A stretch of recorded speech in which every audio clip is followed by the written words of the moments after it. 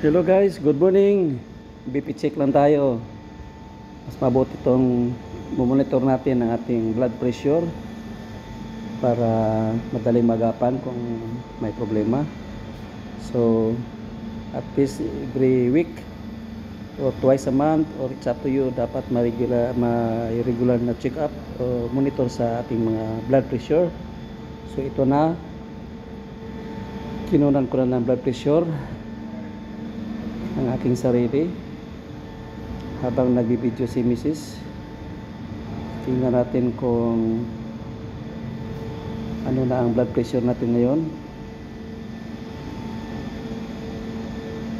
Tut tut tut tut tut tut tut tut tut tut tut tut tut tut tut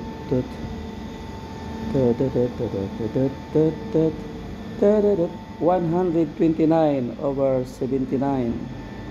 At ang ating pulse, Thank you so much, Lord, sa normal na BP. ay 9.